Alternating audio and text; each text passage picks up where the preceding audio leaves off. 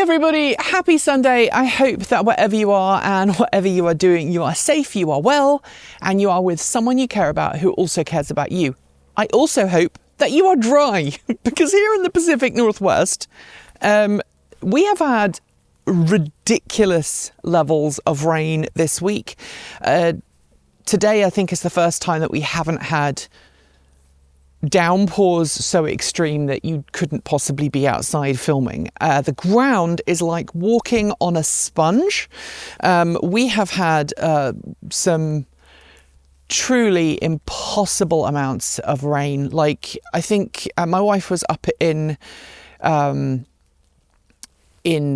of northern Washington for work this week, Washington State, and they had flood warnings, and she actually took the truck up because we were worried that the bolt wouldn't have the ground clearance to get through some of the flood water.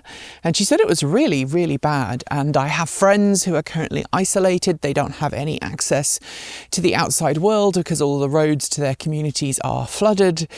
So if that is you, I hope that you are safe and you really are in a place that you can safely stay until things abate somewhat. It is actually raining right now, but it's not raining very heavily. We're getting a lot of water falling from the trees as well. We are up in the clouds at 850 feet. When the weather gets like this, sometimes we actually get to exist in the clouds. So there's very, very high humidity, but there's not really much in the way of rain right now, but I think it's probably raining in the valley. I know that the Oregon coast has also had it really, really bad. But let's show you what the effects of that have been on the garden. As you can see, it's just meant that everything is sopping wet. I had planned to work in the garden for this week and try and get this plot ready for the garlic. But as you can see, that has not happened because the ground is just so wet and the skies are so full of rain that it's impossible to get anything done.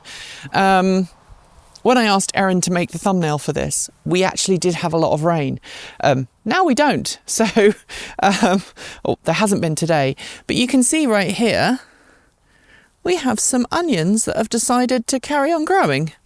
I thought they'd given up for the year, but no, they're growing again. So that's a good thing in some ways, because it means that I can help myself to some extra onions. But it's very bad in so much as it shows how screwed up the seasons are here. And if you were watching last week's show, you might remember me pointing out that some of our strawberries had started to produce flowers. Well, guess what? I'm going to take you over towards this strawberry patch here. And I think, right here, look, this is not normal. This is not normal. Strawberries should not be flowering in the middle of December. And that's very concerning. I am expecting that we're going to get a lot of cold around Christmas and into the new year.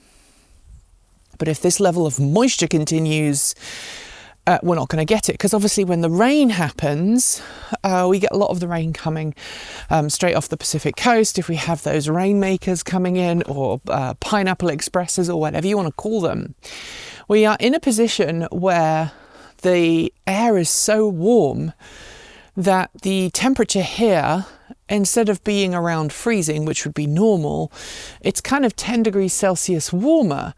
And so the plants go, oh, we had a cold spell. Now it's spring, let's start growing. And again, right here, you'll see we have some strawberries that are flowering. We have other plants that have started to regrow. Chamomile, look, with a flower on it.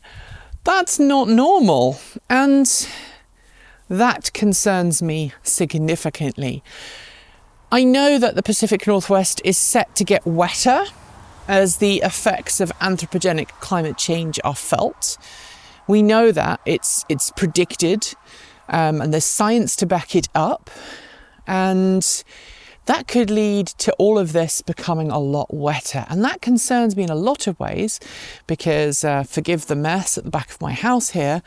As you can see, My house is on a very steep slope, and you can see from that support for the deck just how different the height is at the far end of the deck to here at the end of the house.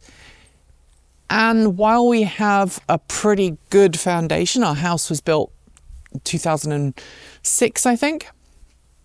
It's coming up on 20 years old. There's still a possibility of subsidence, and that's kind of scary. But anyway, I hope that if you were in the greater kind of Pacific Northwest area, that you were able to avoid the worst of the floods. My shoes, I'm wearing sandals, which I know is a bad idea. My feet are absolutely drenched right about now. And even in here in the greenhouse, some of that moisture from outside has come in. But as you can see, I wish that there was a smell-o-vision, because there's definitely an earthy, musty smell that accompanies this time of year in the greenhouse.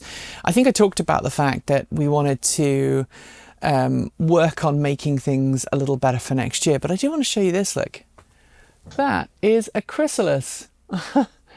Isn't that weird? Just sitting there, chilling out. That was a smart caterpillar of some description. I don't know if it's a moth or a caterpillar or, a moth or a butterfly or what, but that's smart. Just setting up there and passing the winter through. Hopefully it will survive in the summer and not munch on my plants, or the spring when the temperatures warm up. Anyway, I hope that you have a great week ahead of you, and I will see you here this time next week for one of the final chicken and garden updates of the year. Thanks for watching today. You can connect with us on Patreon, Discord, Mastodon, Blue Sky, or through our website.